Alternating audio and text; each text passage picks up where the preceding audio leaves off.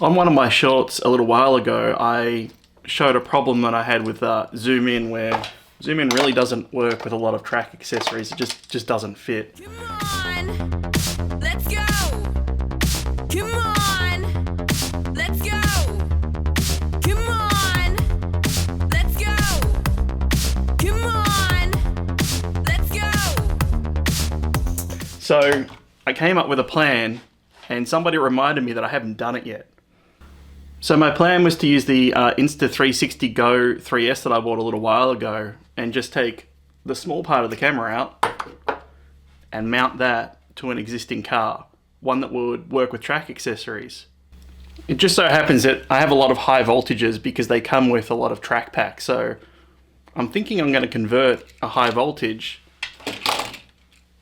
to work with the Go3S somehow. So I need to find a way of mounting this to the Go3S. One idea could be just take a regular GoPro mount, stick it to it, and then use the mount that can go to the GoPro mount, but that's going to end up very, very high. So what I'm going to do is take a high voltage, I'm going to remove the rivet, and then I'm going to customize the body and make something 3D printed that I can attach to the chassis and get this mount as low as I can in high voltage, so right down there, and just make as low profile as I can. And that way we should have a situation where I can just run high voltage, the modified high voltage in most track accessories. So let's get started on that. So I've got two high voltages, so I'm going to try a couple of different methods. I'm going to try one where I just modify the body, and I'm going to try just custom 3D printing something as well, a whole body on its own. So, but first we've got to prep both of them. So this rivet here, drill that out, and then we can take the top off. Load it up with a 1/8 drill bit in the drill. That one came off very easily. And that mount should actually sit really nicely right there. Alright, we've got two versions, one with a body. The body will give some coverage to the wheels and axles, because if you run through a booster without some coverage, you can bend axles. This one we're actually going to have to make some coverage for the axles, so I'll make a whole body for this one that we can actually attach the adapter to. So we'll try it both ways. Alright, let's take these and get them measured up, and we'll go and design something in SolidWorks. Break out the trusty digital caliper, we'll take a few measurements and figure out what we can design in SolidWorks.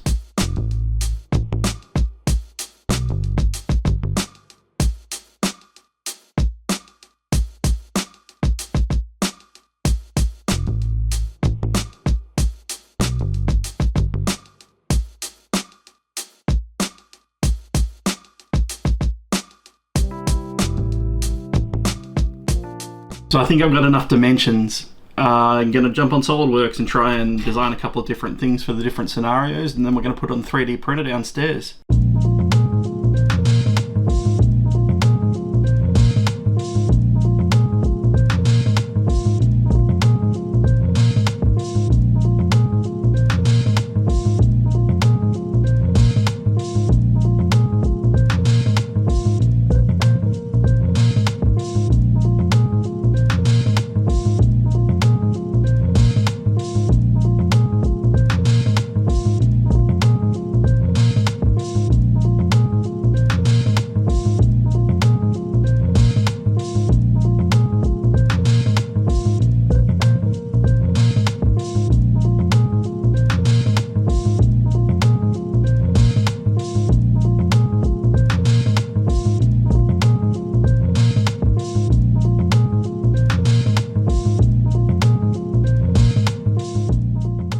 Okay, so I've got a preliminary design here that I'm kind of happy with.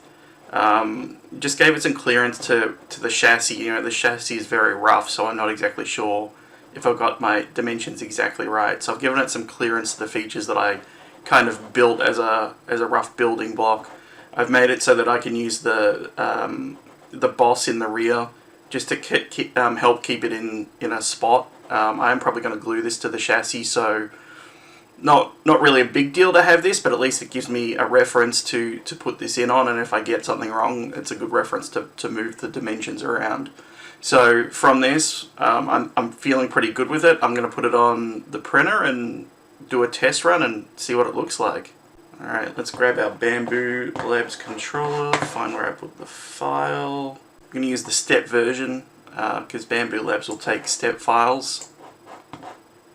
So run that. I designed it to very specifically print on that base, so that's good. Get that sliced up here real quick. Should only take about 20 minutes to print this, so send it to the Bamboo. We'll get the time lapse onto it and have a look at that. See how it fits up after we get it sent and printed.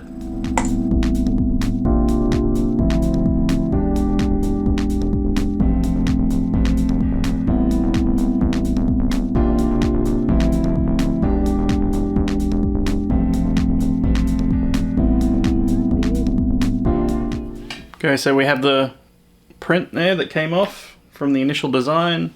Let's try it with the chassis. Fits on that pin nicely.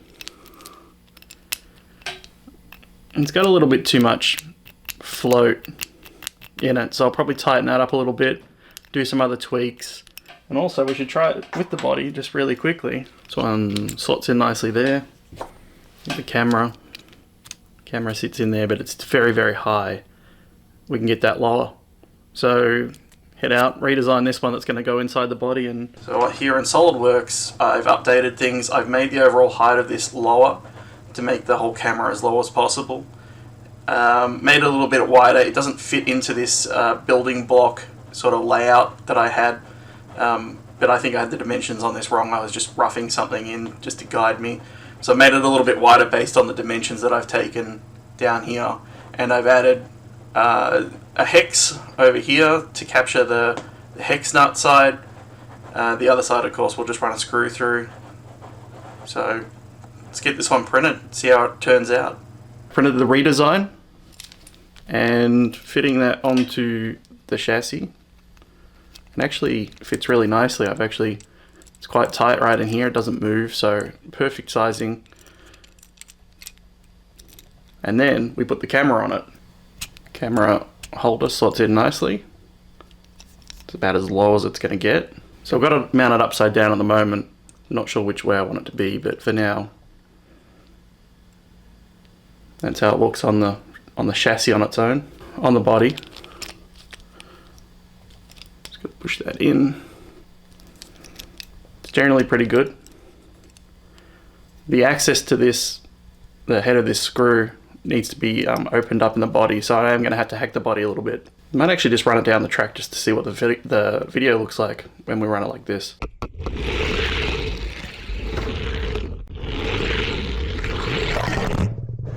Alright, so it seems to work. It's a little top heavy. I haven't glued anything down yet, so I was wobbling around a lot. There's one other thing I might be a little bit worried about. I'm not sure if it's a really big deal, but I don't know if maybe the camera will move when it goes through the booster. It's pretty tight, but I'm wondering if I need to put some support there just to keep the camera in position. So with that, it's time for Feature Creep. Alright, so I'm going to make one more change. I'm going to give some support to the camera, and I might actually design it so that I can change the angle and with how much support it's got. So one more design change, then I'm going to glue it all together and do a proper test. Here is the updated version that I've created to have the feature that I wanted to hold the camera steady. So it still fits nicely on a chassis because it's still the same base design. And this feature here, I can actually tune the angle here by screwing this in and out, locking that in, so now I can have a little bit more downward angle on the Insta360. I thought this was going to be the final design, but I noticed one fatal flaw. This whole chassis can rock really easily, and I forgot one thing that Hot Wheels designers put into the parts that they designed for the inside. This area here and on the back as well. That area there. When you put that on the chassis, it actually stops the wheels from moving quite so much. So, one more added feature. One more piece of feature creep. You might be able to hear the 3D printer already running in the background, but I've redesigned this one more time just to add a couple of features to hold that in place, just like the internals do, to make it more stable. So hopefully this is the last redesign. We can get to testing it. All right, I think I've finally done it. This was the play before. See how much that wheel moves? These little fork features here, put them over the axle, and now not quite so much movement. So I think it's ready to go. I'm gonna get it glued up. Need to modify the body because I gotta put a cutout in for that screw there. And other than that, should be ready to go. I'm also gonna get the second version of this done with the different design where I'm gonna actually cover the wheels on the front and the rear and not actually have the body that comes with it. So we're just gonna throw the body away for the second version and try it that way with my own fenders to protect the wheels from the booster. So let's design that one up too. I'm going to grind away the body a bit with this rotary tool. So safety first, wear your safety glasses if you're going to be removing material with some sort of grinding wheel.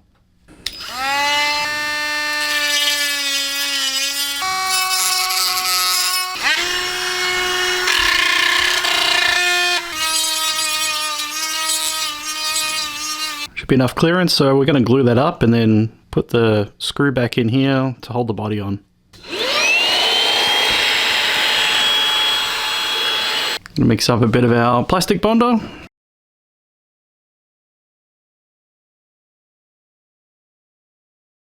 So I only really want it through the middle for the most part. We don't want to gunk up the axles, so I'm just going to put it to the base.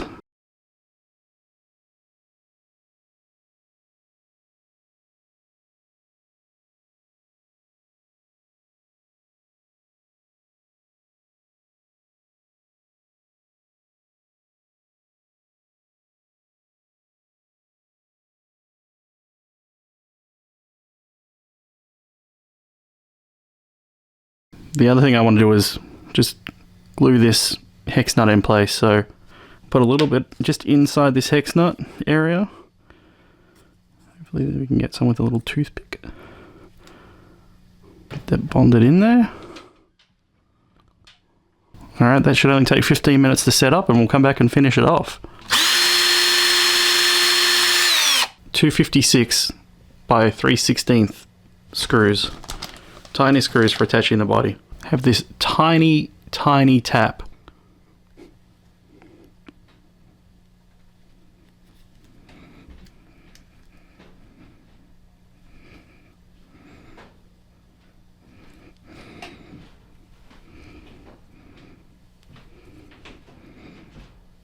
Should be all set now.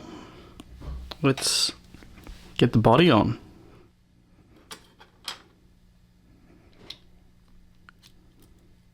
Put in our tiny screw.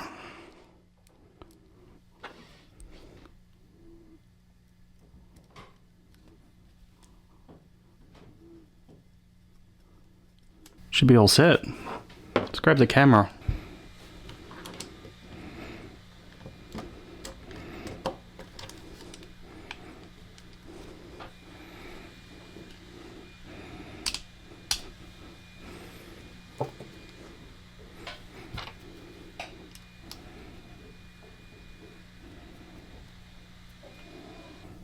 Looks good. Alright, it is all glued up, all ready to go, all assembled. I've pointed it just down just a little, if you can see that in side view. I've used my little offset feature here to angle it down. I think the real question is, how does it go on track? And will it boost? Here's the booster, ready to go. We're going to test it. Before we turn the booster on, let's just run it through the track and check the track actually works for it.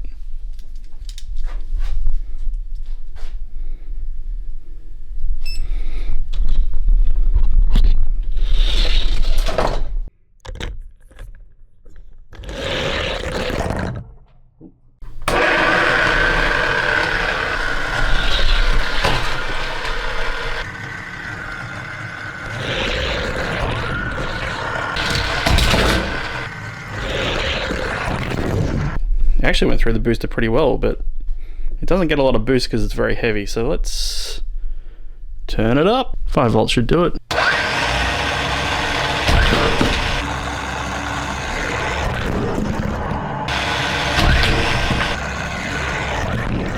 Alright, I think that was a pretty successful experiment. Going through the track that I've got set up, it kind of ramps up a bit quickly. I think if it was a gradual, much more gradual ramp up, it would probably work much better. So I'm going to try the other version where I'm going to make my own fenders and not have the regular high voltage body, but I think it's pretty successful. Alright, so this is the one where we hacked our body, and here is the fully 3D printed version. It's a little bit of an abomination of industrial design. My industrial design and product design friends would be sad that I use some very primitive features on here, but it does the job. I've glued it up, screwed it in, it's good to go. So I'm going to test this one too. I do like this one a little bit better because it's a little bit faster than the one where I hacked the body, but maybe that will also be a problem. Maybe the hacked body one might be better for getting around corners because it'll go a little bit slower, but we'll at least try this one on the booster and see how it goes. I'm going to start at 3 volts.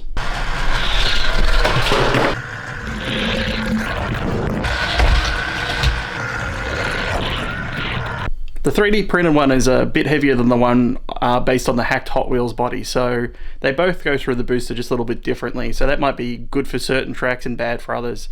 What I need to do is test this on a whole bunch of different tracks, so I guess the only thing left to do is build more tracks. So like and subscribe on the channel and keep an eye on what we do with this and see how it goes through some other tracks.